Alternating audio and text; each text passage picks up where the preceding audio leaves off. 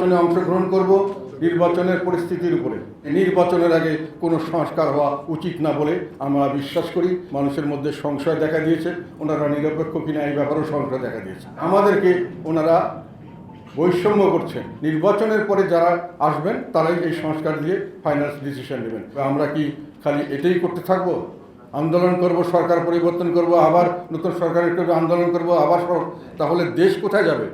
আপনারা কোনো সংস্কার করেন, আমরা মনে করি এটা সঠিক হবে না। জনগণ এটা দেয়নি, এবং রাজনৈতিক দল বলতে যারা গিয়ে সমর্থন দিবেন তারা কতটুকু এই সংস্কারের পক্ষে তাদের সমর্থন তাদের জনগণ দিবে সেটাও তারা জানেন না। কাজে নির্বাচনের আগে কোনো সংস্কার হওয়া উচিত না বলে আমরা বিশ্বাস করি, এবং আমি মনে করি বেশিরভাগ যারা জনমত পুষ্ট রাজনৈতিক দল তারাই আমার সঙ্গে একমত হবেন। এবং যেহেতু এই এখন যেটা সংস্কার করবেন, যদি পরবর্তীতে এই সংস্কারগুলি জনগণের পক্ষে না হয়, জনগণ যদি এটার বিপক্ষে অবস্থান নেন, তাহলে এটা থাকবে না, এটা নিয়ে আরেকটা জটিলতার সৃষ্টি হতে পারে। কাজে যে ম্যান্ডেট জনগণ দেয়নি সেই ম্যান্ডেটে যাওয়া উচিত হবে না আমাদের বিশ্বাস। আপনারা এটা আপনাদের প্রস্তাবগুলি ছাড়ে দেন, ওগুলোকে প্রচার করেন, আমাদেরকে দেখতে দেন, দেশবাসীকে দেখতে দেন নির্বাচনের পরে কে কোনটা গ্রহণ করা হবে, কতটুকু গ্রহণ করা হবে। জনগণ যেটা ম্যান্ডেট দিবে, যে দলকে ম্যান্ডেট দিবে তারা ঠিক করবে। এই জনগণ যে এই ম্যান্ডেট তাদেরকে যে প্রথমে অনেকেরই বলেছিলেন ভালো কাজ করতে পারেন, ওনারা ভালো কাজ করছে, নিরপেক্ষ লোক। এখন কিন্তু এই ব্যাপারে মানুষের মধ্যে সংশয় দেখা দিয়েছে, ওনারা নিরপেক্ষ কিনা এই ব্যাপারেও সংশয় দেখা দিয়েছে। কাজে এই ম্যান্ডেট আপনারা গ্রহণ করেছেন বা পাঠ পেয়েছেন এটা আমি মনে করি না। একটা প্রকৃষ্ট উদাহরণ হলো যে আমাদেরকে ওনারা বৈষম্য করছেন। কাজে ওনারা নিরপেক্ষ হলেন কীভাবে? আমাদের নিউজ পেপারে আমাদের খবরাখবর দেওয়া হয় না, সাংবাদিকরা আমাদের খবর দিতে গেলে তাদের উপরে চাপ সৃষ্টি করা হয় বিভিন্নভাবে। তাহলে ওনারা নিরপেক্ষ কেমন করে হলেন? আমি সেই নির্বাচনে যদি অংশগ্রহণ করি তাহলে ওনারা তো আমাকে সঠিকভাবে অপপ্রচার করতে শিকার হতে পারে। নির্বাচনে অংশগ্রহণ করব নির্বাচনের পরিস্থিতির উপরে।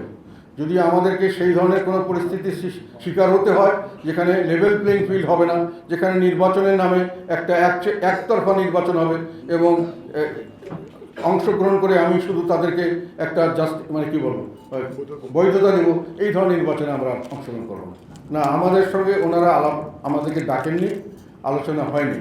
তবে আমাদের সঙ্গে আলোচনা হলে আমরা এটাই বলবো যে সংস্কারগুলো আপনারা প্রকাশ করেন, আমরা পরবর্তীকালে নির্বাচনের পরে যারা আসবেন তারাই এই সংস্কার দিয়ে ফাইনাল ডিসিশন নেবেন। আপনারা এখনই কোনো সংস্কারে হাত না দেওয়াটা ভালো, এটি আমাদের সাজেশন।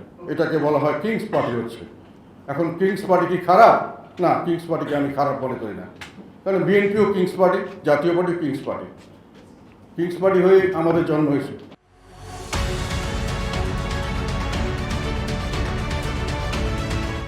এবার হয়তো দীর্ঘদিন সংগ্রাম করে শেখ হাসিনাকে উৎখাত করতে হয়েছে, কিন্তু এর পরবর্তীকালে যদি একই ধরনের কারণে সরকার পরিবর্তনের কোনো রকম ডাক আসে, খুব বেশি দিনের হয়তো সময় লাগতে পারে।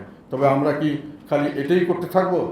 আন্দোলন করব, সরকার পরিবর্তন করব, আবার নতুন সরকারের করবো, আন্দোলন করব, আবার তাহলে দেশ কোথায় যাবে?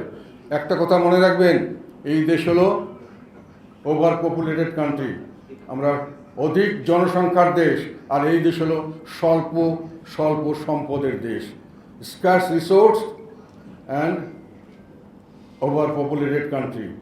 এই দেশে যে কোনো ধরনের অস্থিতিশীলতা বড় ধরনের মানবিক বিপর্যয় সৃষ্টি করতে পারে, দুর্ভিক্ষ হতে পারে, হানাহানি কাটাকাটি হতে পারে, সমস্ত ধরনের মানবিক বিপর্যস্ততা, মানুষের বেঁচে থাকার কোনো স্বাভাবিকতা না থাকতে পারে।